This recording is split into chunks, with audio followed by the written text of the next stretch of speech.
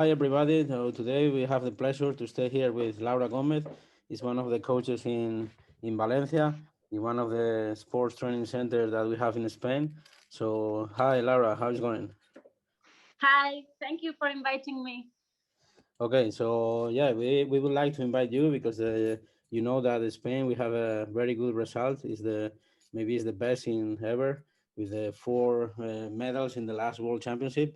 So I think it's very good to interview you because maybe you can give us a really interesting information about how was the competition in the last World Championship. So first of all, I would like to ask you about the how was the performance of the athletes in your team in Valencia?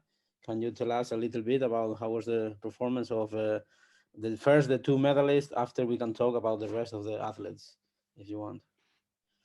The group they were like a little bit pressed because, as you know, in national team of Spain, we didn't have the people that were going to Olympic Games till this World Championship finished.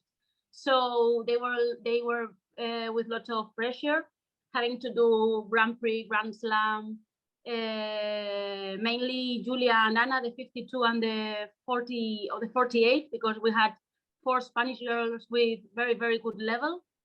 And indeed we had 3 in 48 and 3 in 52, but the possibility of only two of them fighting left Mireia Lapuerta and Nina Esteo out of the war in those weights. But it was like really difficult. Maybe if they didn't take into an account the world championship, maybe we would not have done it. But as it's so many points, we had to make it. So the performance was a little bit crazy to organize everything.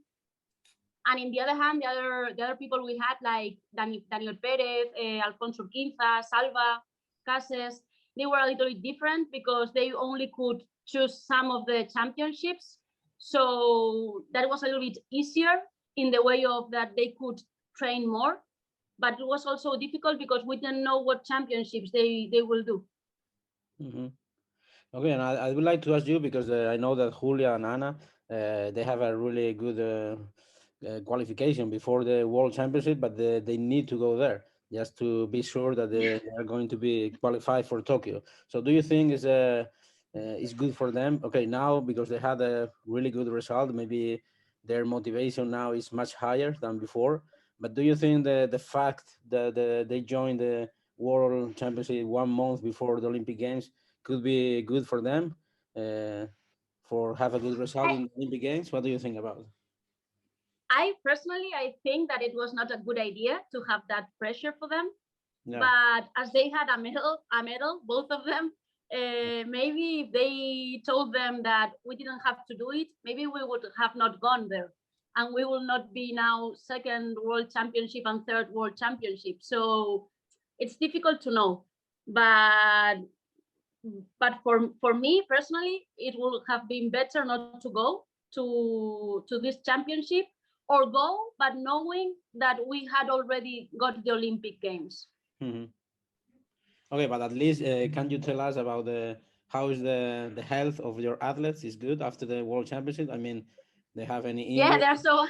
their health is so good, and now the head too. They are like super motivated and really want to make it in the Olympic Games.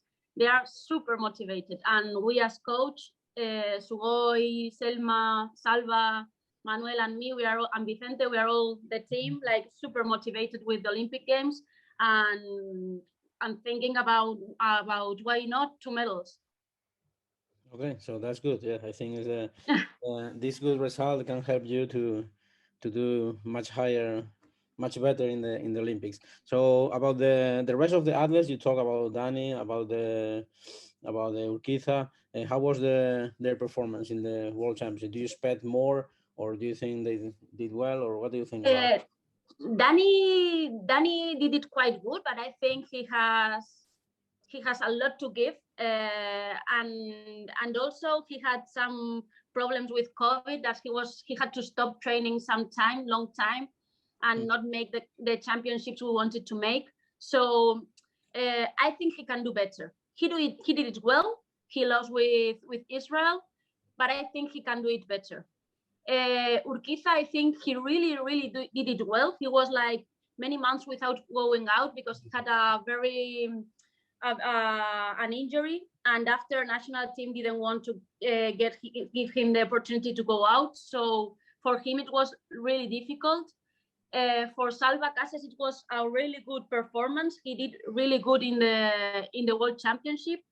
But as you know, here in Spain, we have to pay for the championships, and it's really difficult to move them all. Now with COVID tests and having to go before, stay all in the same place, it's really expensive. So for our team, that we are a region, it's quite difficult to move them all to all places. And moreover, the national team sometimes doesn't leave us go where we want to go. So it's complicated, that part. Okay, so just now focus on the Olympic Games. What is the goal for your athletes? It's very, I think it's clear, but for me it's very clear. We want 2 medals. We don't want one. We want two. We want one in 48 and one in 52. Why not? Okay, and what do you think is the most stronger or the most difficult athletes we need to their opponents in 48, 52, which is the most 48, I think Krasniki, although she didn't make the medal in World Championship, I think she's one of the best top ones. Also, maybe like Ukraine too, that she below it, she didn't participate in World Championship. The Japanese will be top. I'm sure she will be and wanting the gold. And then also Mumbat, I see her very strong, but Vocally too, although she didn't make it in World Championship. But I think that Julia is really concentrated. She now has a very good age, that she knows what she wants and she's going to go for it. 52 for me the best one is Anna, but after her we have also the Japanese Abe and Amandine, that is like of our family, that I think she's in very good conditions now. And then we have like another step with Gifrida, Kelmendi, the Russian, and also Gilles. I think there's a very top group that together in a very similar level that they can make it too. I also would like to know how is the last weeks before the Olympics. Are you going to train at home, or you expect to do camp? Are you going outside? With the COVID thing, we prefer to stay home to get them like in a bubble and just work with few people. We have we train in an international center that now it's open. But July, we will take just the girls of 48, 52, 57 and move them to in another group, other time. And she will train apart from the rest of the group. And we will train little group, only us, and try not to get COVID and go and surely go to the Olympic Games to Japan. Yeah, I think you're lucky because you have enough people to train there. So I think it's good to train at home. Maybe they can prepare much better and also less risk of infection or any other problems. So, and about because I heard that for example, the athletes, they are traveling to Tokyo. I heard that they maybe only can stay there for 5 days before their competition, because the COVID-19 restrictions, maybe it's more difficult to, and also, the Tokyo is many different time zones. So yeah, sometimes in other year, maybe you can go maybe other place or just Tokyo in advance. But do you know how is going to be the trip for traveling Tokyo? We don't know nothing still. We are like 20 something, not 21 of June, and we don't know when we are going or how many days before we will be there. They told us that maybe 17th of July we will go, but we are not sure. We don't have the dates or the flight tickets. We don't know anything still. No, because I really think that it's important, because I read some news about the Israel team. Now they have the traveling plan ready, because I think it's very important to fix it well. And yesterday I was talking with another international coach, and he told me that they know how they are going to do, because yeah, it's important about the jet lag, about the to be ready. And this is, I think, in We this have in this competition also maybe it's more important than in other one, because the maybe the people they are going to arrive Tokyo just last minute, so it's important to yeah, adapt that's it. very quickly, and maybe can For affect the us, we yeah. for us it's very important, but like from the two athletes that are going from here from the international center, Julia needs to know, because she's like very concentrated like an Excel, she needs to know when she goes, when she arrives. And then Anna, it's like a teddy bear. She can sleep whenever and how many hours as you give her, she will sleep. So for Anna, it's not a problem, but it will be interesting to know when we are going and what's the plan. Yes, I'm with you. Yeah, I hope very soon you can know. Okay, and about the next after the Olympic Games, I would like to talk a little bit about the future in your training center.